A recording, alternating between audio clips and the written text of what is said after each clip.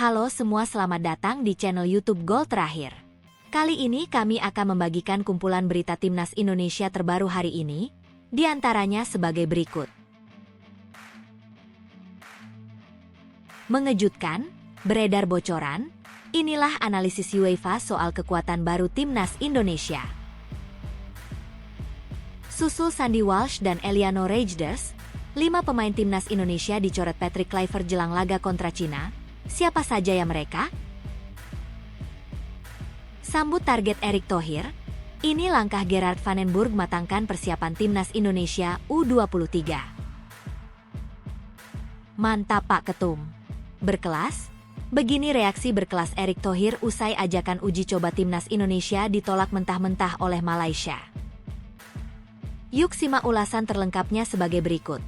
Tapi sebelum itu jangan lupa subscribe, agar kalian tidak ketinggalan informasi terbaru seputar Timnas Indonesia setiap harinya.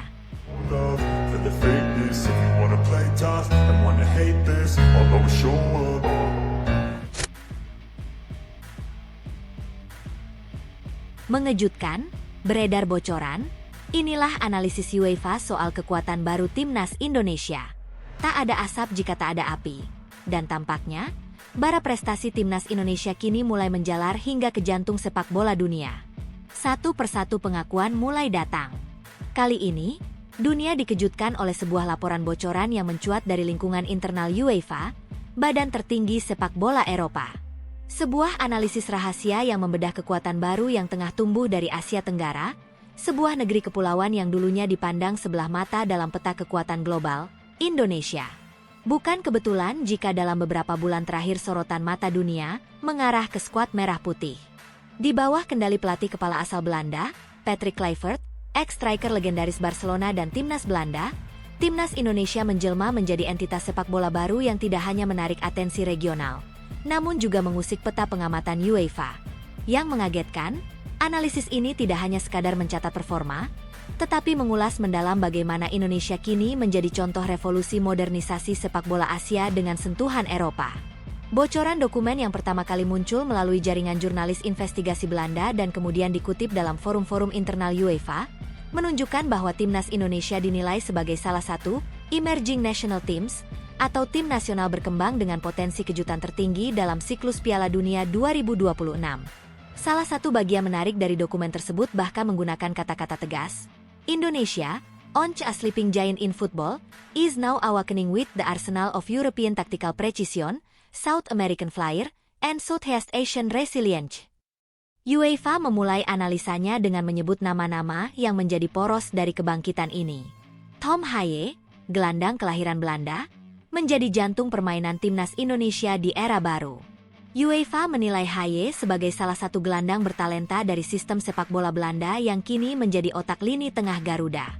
Dengan umpan-umpan progresif, ketenangan, dan kecerdasan taktiknya, Haaien diibaratkan sebagai the tempo setter atau pengatur ritme tim.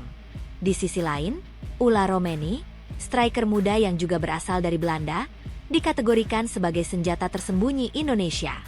UEFA mencatat bahwa finishing Romeni yang tajam, kombinasi gerakan vertikal, dan mobilitas yang tinggi membuatnya menjadi ancaman serius bahkan bagi pertahanan tim-tim elit Asia. Dalam analisis tersebut, UEFA menyandingkan gaya bermain Romeni dengan striker-striker modern Eropa seperti José Lu atau Brian Brobbey. Nama lain yang turut mendapat sorotan adalah Joey Pelupesi, mantan kapten FC Groningen yang kini memperkuat lini tengah Indonesia dengan ketangguhan dan kepemimpinan. Bersama Kevin Dix, bek kanan yang luwes dan memiliki naluri menyerang luar biasa, Indonesia disebut UEFA memiliki poros pertahanan yang mampu memberi kejutan di zona sayap. Namun bagian paling mengejutkan adalah bagaimana UEFA melihat Stefano Lillipali sebagai pemain kunci yang menyatukan generasi. Dalam laporan tersebut, Lillipali disebut sebagai the veteran spine, atau tulang punggung veteran yang tak hanya memberi pengalaman, tapi juga menjadi mentor tak langsung bagi nama-nama muda seperti Marcelino Ferdinand yang disebut sebagai the prodigy of Southeast Asia. Marcelino, yang baru berusia awal 20-an, menjadi salah satu talenta yang masuk dalam kategori prospek lintas benua. Gaya mainnya yang lincah, kemampuannya menciptakan ruang, serta naluri gol yang alami membuat UEFA menempatkannya dalam daftar pemain muda Asia yang layak direkrut oleh klub-klub elit Eropa. Dalam simulasi pertahanan yang dibuat UEFA untuk melawan Indonesia, Marcelino disebut sebagai The Unpredictable Joker, pemain yang bisa membuka ruang saat lawan sudah menutup semua kemungkinan. Kelvin Verdong, bek kiri naturalisasi yang tampil impresif di NEC Nijmegen dan kini menjadi kekuatan di sektor belakang, juga masuk dalam laporan tersebut. UEFA menyebut bahwa kombinasi Dix dan Verdong di dua sisi sayap pertahanan bisa membuat skema 4-3-3 Indonesia sangat seimbang secara ofensif dan defensif. Bahkan salah satu diagram taktik UEFA memperlihatkan bagaimana Kluivert membangun sistem pressing dan transisi dengan dua bek sayap ini sebagai poros vertikal utama. Salah satu bab terpenting dari dokumen UEFA ini adalah bagaimana mereka mengupas taktik Kluivert yang disebut pernah digunakan untuk mengalahkan Spanyol dalam skema simulasi. Disebutkan bahwa dalam simulasi uji coba virtual yang dibuat UEFA, taktik pressing tinggi Kluivert dengan garis pertahanan fleksibel sempat menundukkan Spanyol dalam skenario analisis taktik berbasis data. Strategi ini dinamakan Pressure Trap 4-3-3, yaitu pola di mana dua gelandang berfungsi sebagai jebakan distribusi lawan, memaksa lini tengah musuh melakukan kesalahan distribusi bola yang kemudian dikonversi menjadi serangan balik cepat. Taktik ini, menurut UEFA, adalah buah dari pemikiran kontemporer sepak bola Eropa yang mulai diadopsi penuh oleh Indonesia melalui Kluivert dan asistennya, Alex Pastor. Bahkan dalam catatan khusus, UEFA mengakui bahwa pendekatan ini mirip dengan yang dilakukan oleh pelatih-pelatih elit seperti Xabi Alonso dan Ruben Amorim. Laporan UEFA juga menyoroti peningkatan drastis dari segi psikologis dan atmosfer pertandingan yang dibangun PSSI dan supporter. Atmosfer SUGBK disebut sebagai salah satu stadion dengan tekanan terkuat di Asia. Dalam indeks tekanan stadion, SUGBK mendapat skor 91 dari 100 berdasarkan indikator kebisingan, tekanan media, kehadiran fans, dan pengaruh emosional ke lawan. Hal ini dianggap sebagai aset tak ternilai bagi Indonesia dalam laga kandang melawan tim-tim kuat Asia seperti Jepang dan Cina. Tak hanya itu, UEFA mengomentari cara PSSI kini membangun ekosistem pemain dari diaspora. Alih-alih sekadar mencari pemain keturunan, strategi Indonesia kini berorientasi kepada kebutuhan taktik. UEFA menyebut bahwa naturalisasi Indonesia kini dilakukan dengan pendekatan klub elit Eropa, mengisi puzzle permainan, bukan sekadar menambah kuantitas. Laporan UEFA ini tidak pernah dirancang untuk konsumsi publik. Namun kebocoran informasi ini kini telah menyebar luas dan menjadi pembicaraan hangat di berbagai kanal sepak bola, baik di Asia maupun Eropa. Reaksi pun bermunculan. Beberapa analis dari Jerman, Inggris, dan bahkan mantan pemain Asia yang kini menjadi komentator di BT Sport ikut mengomentari bahwa Indonesia kini adalah salah satu dark horse Asia yang bisa menantang kekuatan tradisional seperti Jepang, Korea Selatan, dan Iran. Satu yang pasti, laporan UEFA ini memperkuat bahwa revolusi senyap yang dilakukan Indonesia di bawah Patrick Kluivert kini tak bisa dianggap enteng. Kemenangan 1-0 atas Bahrain bukan sekadar kemenangan bikasa. Kekalahan 1-5 dari Australia bukan titik hancur. Semua itu adalah proses menuju versi terbaik dari Garuda, yang kini bukan hanya menjadi sorotan ASEAN, melainkan perhatian global. Ketika Eropa mulai bicara tentang Indonesia, maka dunia tinggal menunggu ledakan berikutnya. Dan bagi rakyat Indonesia, inilah momen kebangkitan yang tak boleh dilewatkan. Saat merah dan putih bersatu dengan semangat baru, maka langit bukan lagi batasnya. Karena Garuda telah bersiap untuk terbang lebih tinggi dari sebelumnya. Susul Sandy Walsh dan Eliano Reijers, 5 pemain timnas Indonesia dicoret Patrick Kluivert jelang laga kontra Cina. Siapa saja ya mereka? Atmosfer panas jelang duel krusial melawan Cina di Stadion Utama Gelora Bung Karno sudah mulai terasa, meski laga itu baru akan digelar 5 Juni mendatang. Publik sepak bola nasional kini dihadapkan pada kenyataan pelik yang dialami Patrick Kluivert. Pelatih kepala timnas Indonesia tersebut harus merombak komposisi tim yang semula berjumlah 32 pemain, menjadi hanya 23 pemain untuk daftar akhir di matchday.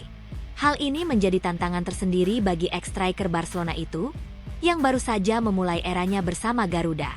Dan kini, drama pencoretan pemain pun menjadi bumbu awal menjelang perang sesungguhnya di Jakarta.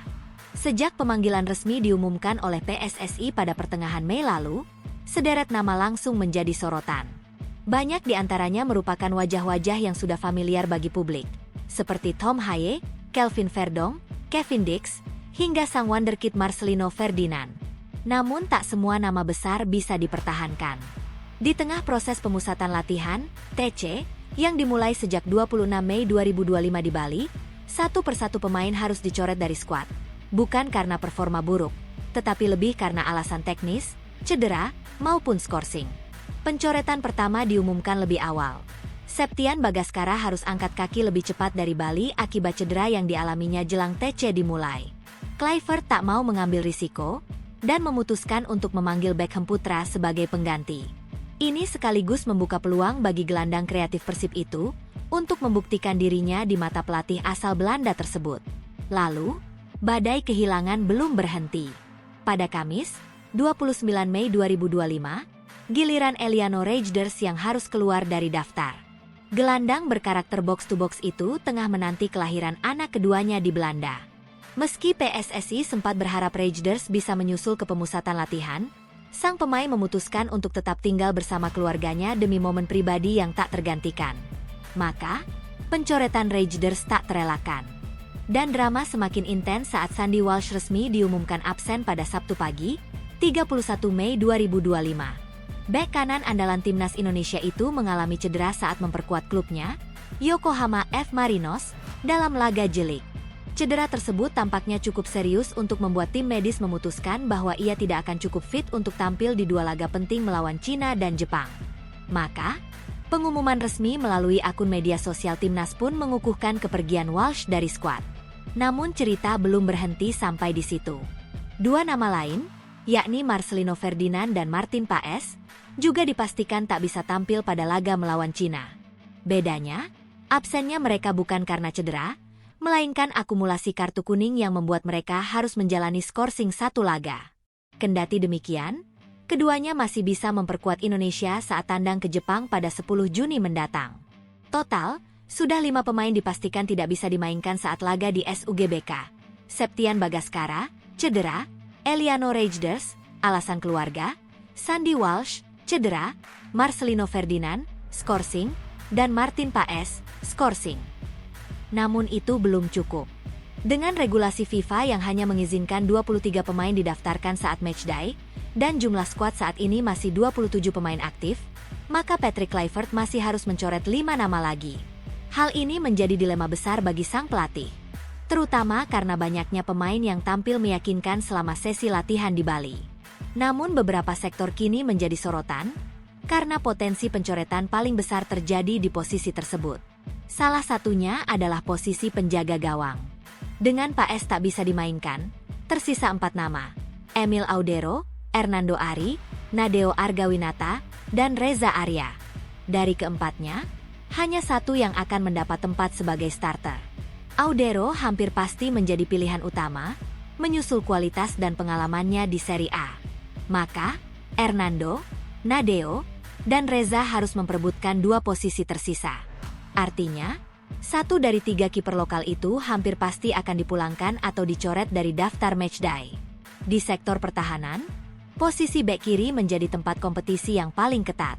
Kelvin Verdong dan Dean James hampir pasti aman, mengingat keduanya tampil konsisten di Eropa dan memberi variasi dalam formasi Kluivert. Namun keberadaan Pratama Arhan, Shane Patinama, dan Yance Sayuri membuat opsi ini semakin padat. Dari 3 nama tersebut, 1 hingga 2 pemain kemungkinan besar akan dipangkas dari daftar. Situasi serupa terjadi di lini depan. Dengan strategi ofensif yang fleksibel, Patrick Kluivert tak bisa membawa semua nama yang tersedia. Ramadan Sananta, yang dikenal sebagai striker murni, harus bersaing dengan sosok seperti Rafael Struijk dan Ula Romeni. Namun nama-nama versatile seperti Stefano Lillipali, yang bisa bermain sebagai penyerang lubang maupun sayap, juga bisa menjadi korban pencoretan jika pelatih lebih mengutamakan peran natural striker. Kondisi ini menjadikan susunan final skuad sebagai teka-teki yang sangat ditunggu. Akan jadi seperti apa formasi Kluivert saat melawan Cina? Akankah ia memilih bermain aman dengan nama-nama yang telah tampil lama di tim? Atau berani membawa wajah-wajah baru yang eksplosif? Semua itu masih menjadi tanda tanya besar. Namun satu hal yang jelas, tidak seperti era-era sebelumnya, proses seleksi ini menunjukkan bahwa timnas Indonesia kini berada dalam fase kemewahan opsi. Jika dulu Indonesia kesulitan mencari pemain dengan kualitas kompetisi internasional, kini justru berlimpah. Kualitas pemain diaspora yang bermain di Eropa memberi dimensi baru pada cara kerja tim pelatih. Dan dalam situasi seperti ini, pencoretan bukanlah bentuk hukuman, melainkan keputusan taktis yang sangat spesifik. Dalam waktu dekat, daftar final 23 pemain untuk menghadapi Cina akan diumumkan. Supporter menanti, dan atmosfer GBK perlahan mulai menggelegak. Siapa yang bertahan dan siapa yang harus pulang, akan menjadi bagian dari kisah panjang kebangkitan Garuda yang kini benar-benar menjadi pusat perhatian Asia. Sambut target Erick Thohir, ini langkah Gerard Vandenburg matangkan persiapan timnas Indonesia U23. Dalam dunia sepak bola, setiap era selalu memiliki penanda sejarahnya sendiri. Dan kini, ketika atmosfer sepak bola nasional tengah membara, api semangat kembali menyala di level usia muda. Ketua Umum PSSI, Erick Thohir, yang sejak awal menahkodai transformasi sepak bola Indonesia, kembali memancangkan target ambisius, membawa timnas Indonesia U23 lolos ke putaran final Piala Asia U23 2026. Tak hanya sekadar lolos, tetapi juga mengulang kembali pencapaian bersejarah sebagai semifinalis yang sebelumnya berhasil ditorehkan di Qatar pada tahun 2024 lalu.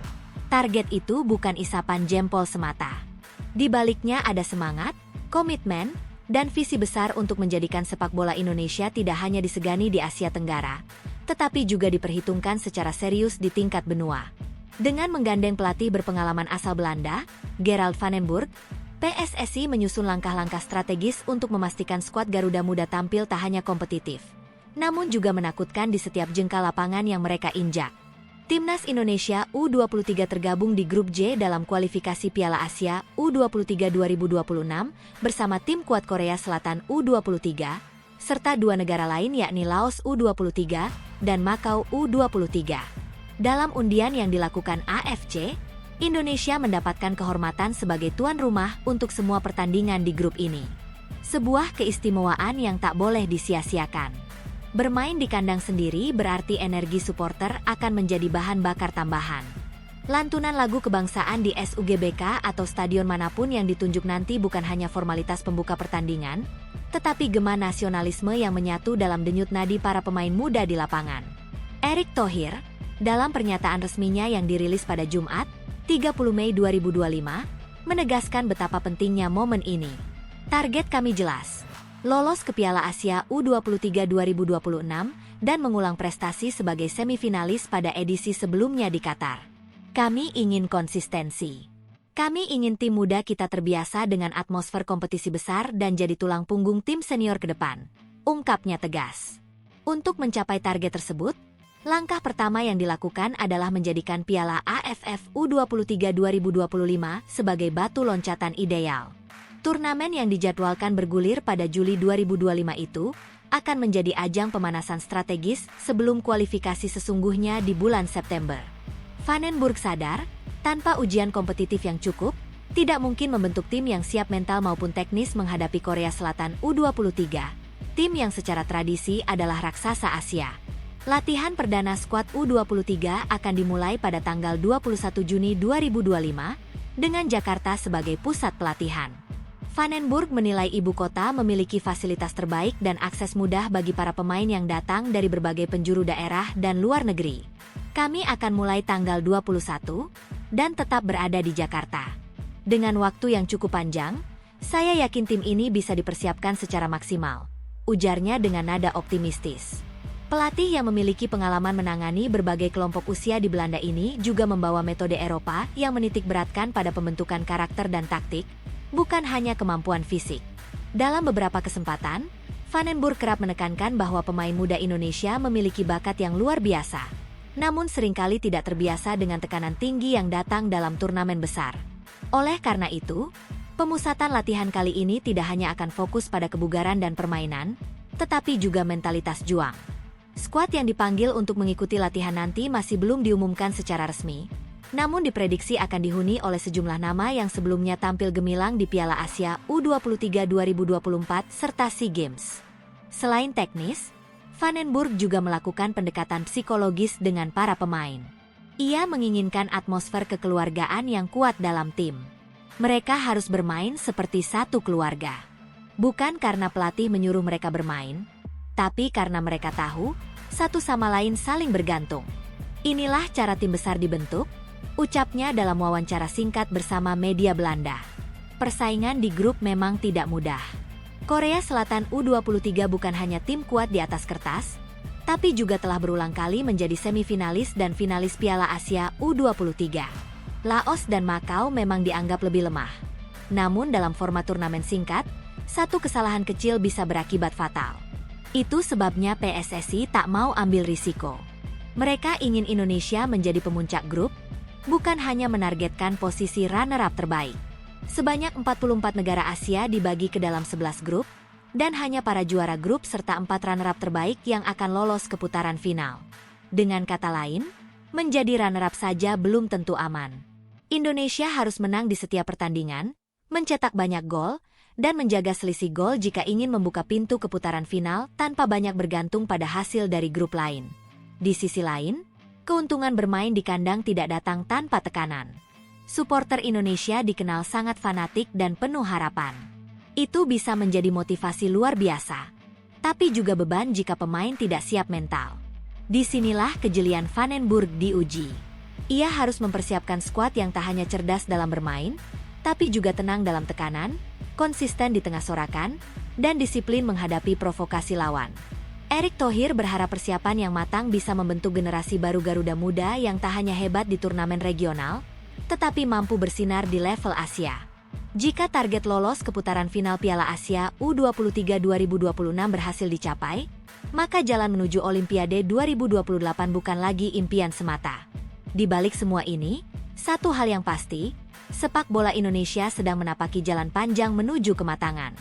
Dan Van den Burg, dengan seluruh pengalamannya, kini berdiri di garis depan revolusi sepak bola usia muda, bersama mimpi jutaan rakyat Indonesia yang terus menantikan teriakan kemenangan Garuda di pentas tertinggi Asia.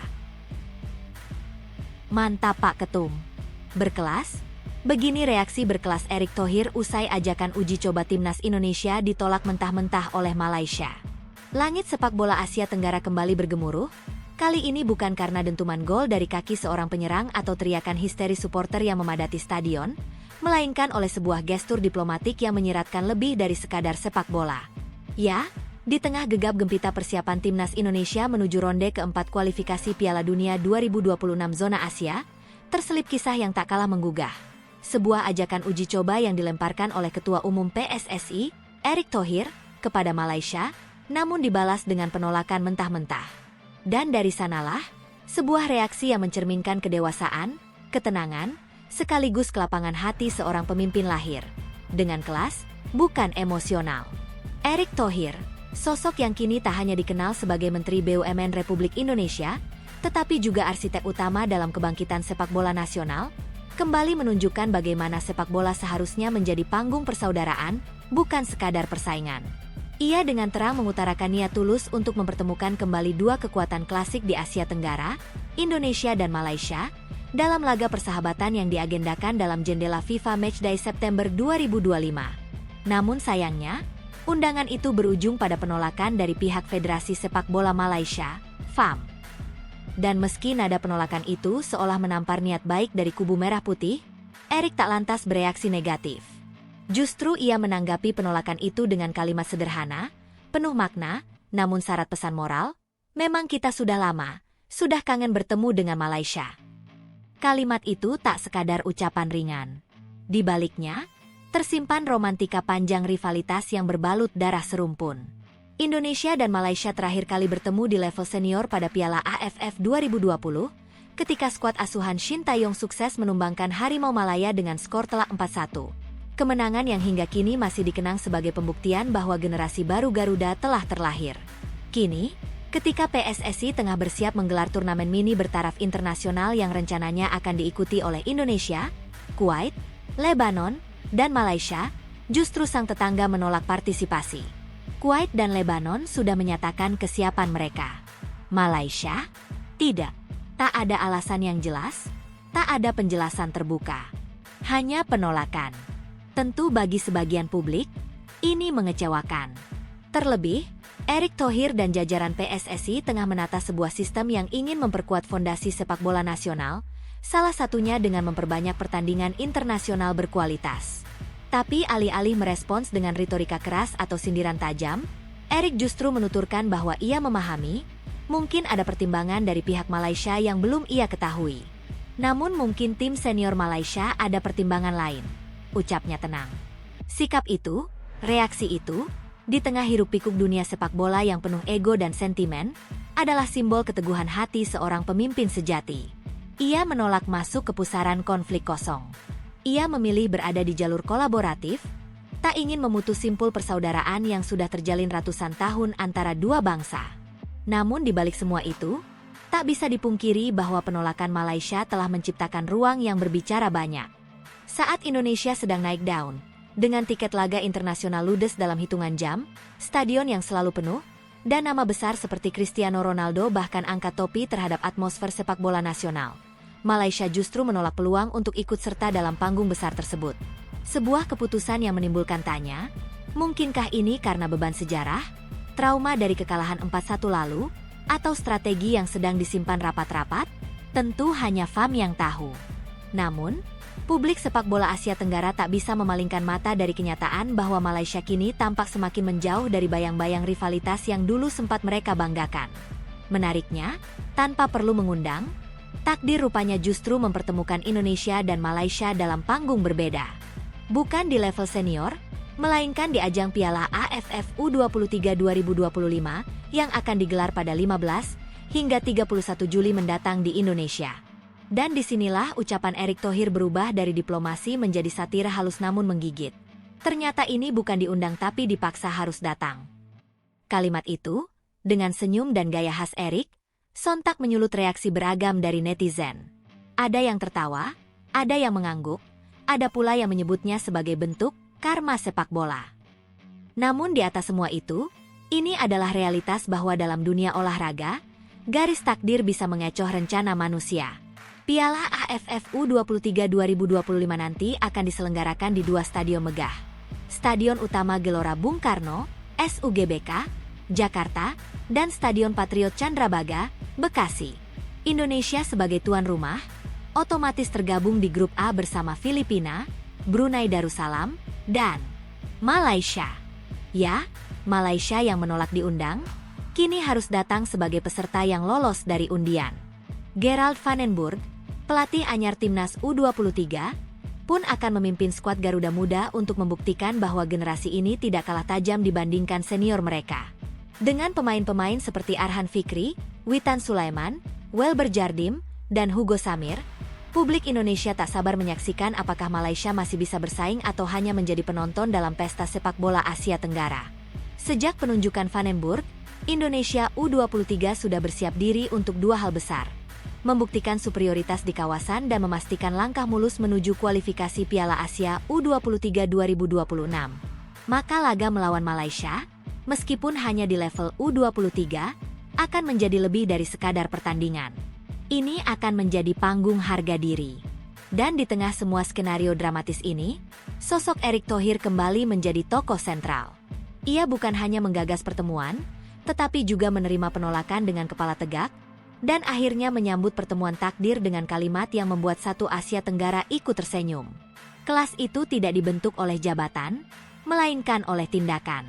Dan dalam kasus ini, reaksi Erick Thohir telah menegaskan satu hal penting.